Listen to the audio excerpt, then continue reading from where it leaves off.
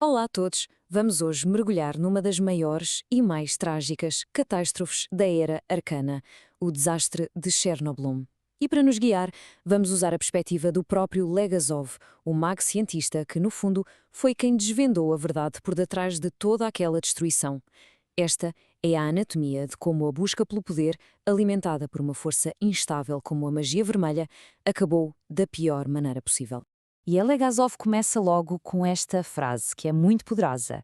O que ele está a dizer é que, apesar de toda a complexidade, de toda a magia envolvida, a raiz do desastre está em coisas muito básicas, que todos conseguimos perceber. Não se trata aqui de feitiços indecifráveis, mas sim de uma cadeia de falhas. Falhas na máquina, sim, mas, acima de tudo, falhas humanas. Então, para começarmos a perceber o que aconteceu, temos mesmo de ir ao coração do reator RBMK Magus. E a melhor forma de o imaginar não é como uma máquina complexa, mas sim como um campo de batalha. Um sítio onde duas forças opostas estão constantemente em conflito num duelo eterno. Este duelo é, na sua essência, bastante simples. Ora bem, de um lado temos a reatividade arcana, é a força bruta, o poder puro que vem do urânio etéreo. E do outro, a contrabalançar, temos os moderadores, como os cajados de boro, que funcionam basicamente como os travões do sistema. Eles absorvem o excesso de mana e mantêm a reação controlada. E o reator só é seguro enquanto esta balança e este equilíbrio for perfeito. E é aqui que as coisas começam a ficar feias. Encontramos a primeira falha fatal no design do reator de Krasnia. Vejam bem. Na maioria dos reatores, quando a água que arrefece o núcleo aquece e se transforma em vapor, a reação abranda. É uma segurança natural. Mas em Chernobyl, não. Aqui, mais vapor, ou vazio, como eles lhe chamavam, significava mais poder. Isto cria um ciclo vicioso terrível. Mais poder gera mais calor, que gera mais vapor, que por sua vez gera ainda mais poder. É uma autêntica serpente a morder a própria cauda. Portanto, tínhamos esta bomba-relógio no próprio design do reator. Mas não foi só isso.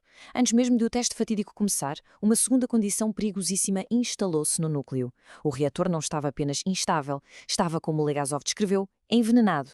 E este veneno apareceu por causa de um atraso de 10 horas no teste. Isso obrigou os operadores a manter o reator a funcionar a meia potência durante demasiado tempo. E o que é que isso fez? Fez com que o reator começasse a acumular uma espécie de lixo mágico, uma cinza chamada xenónio, que sufoca a reação. Quando eles finalmente tentaram aumentar a potência para o teste, o reator simplesmente não respondia. Estava preso no chamado poço de xenónio. Eles tiveram de tomar medidas desesperadas para o acordar. E é aqui que a história muda. Deixamos de falar de falhas na máquina para falar da falha humana, da arrogância, porque a tecnologia era perigosa, sim, mas o orgulho de quem a controlava foi ainda mais letal. E o protagonista desta parte da história é um homem, Anatoly Dyatlov. Esta ameaça que Dyatlov fez aos seus subordinados, Akimov e Toptunov, diz tudo. Eles sabiam perfeitamente que o que estavam a fazer violava todos os protocolos, mas a autoridade de Dyatlov, o chamado terror administrativo, era absoluta. A obediência cega à hierarquia sobrepôs-se à ciência, à lógica e às próprias leis da magia. E pronto, com o medo de tomar conta da sala de controlo, a equipa deu início a uma série de decisões que hoje parecem um autêntico manual de como destruir um reator nuclear. Eles estavam literalmente a caminhar de olhos abertos para o abismo. Então, vamos lá ver. A primeira coisa que fizeram foi desativar as seguranças. Pensem nisto. O reator tinha um total de 211 cajados de boro. Como vimos, estes são os travões. São eles que mantêm a magia vermelha sob controlo. E para tentar acordar o reator à força para lutar contra aquele envenenamento por xenónio, o que é que eles fizeram? Maluqueira! Retiraram 205 desses travões. 205.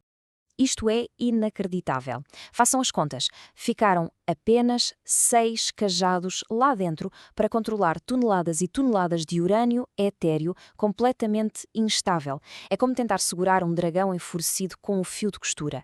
A situação era de um perigo extremo. E se a lógica humana já tinha falhado redondamente, a própria máquina ainda tentou avisar. O computador Scala, o oráculo tecnológico da União de Krasnia, analisou os dados e deu uma ordem claríssima, sem margem para dúvidas. Mas Dyatlov, cego pelo seu orgulho, simplesmente ignorou-a, achou que sabia mais que a máquina. E pronto. Reator instável, avisos ignorados. Está tudo preparado para o fim. E a parte mais trágica, mais irónica de tudo isto, é que o golpe final veio precisamente do sistema que devia salvar toda a gente. Tudo aconteceu em meros 41 segundos. À 1h23 e 4 segundos da manhã, o teste começa. Quase de imediato, a potência dispara-se sem controlo. Em pânico, Akimov carrega no botão de emergência, o AZ5. 5 segundos depois, o reator explode. Mas porquê? O que é que falhou no botão de emergência? A resposta é o segredo mais sujo e mais bem guardado do programa de magia vermelha de Krasnia. Aquele botão, o AZ5, devia inserir todas as barras de controlo de uma só vez e parar tudo. O problema? As pontas dessas barras não eram de boro, o material que absorve a magia, eram de grafite. E o que é que a grafite faz? Acelera a reação. No momento em que eles precisavam de travar a fundo, eles, sem saber, carregaram no acelerador. Para se ter uma ideia da loucura que isto foi, num piscar de olhos, a potência do reator saltou para mais de 33.000 megawatts. Este reator foi desenhado para um máximo de 3.200. É 10 vezes mais. Aquela balança de que falava o Legasov não se partiu, simplesmente desintegrou-se. A pressão do vapor tornou-se tão monstruosa que arrancou a tampa do reator. Uma peça com 1.000 toneladas e projetou-a pelos céus.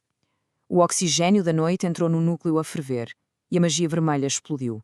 Uma coluna de fogo arcano que rasgou a escuridão e foi vista a quilómetros de distância. Foi a grande detonação. Mas ainda fica a pergunta, não é? Porquê? Porquê é que se constrói uma máquina com um botão de autodestruição disfarçado de travão de emergência? E a resposta que Legasov deu no julgamento é arrepiante. Não foi um erro de cálculo, foi uma escolha. As pontas de grafite eram mais baratas. O Estado de Krasnieviar escondeu a verdade para poupar uns trocos e o preço dessa mentira, como ele disse, paga-se em vidas. E é isto que nos fica, no fim de tudo. A história de Chernobyl não é só sobre um reator que explodiu. É um aviso sobre o que acontece quando um sistema, seja ele qual for, põe o orgulho, o secretismo e a economia à frente da verdade e da segurança. E a pergunta que fica a ecoar é esta: quando a arrogância comanda um poder tão grande, seja ele mágico ou tecnológico, quem é que está realmente no controlo?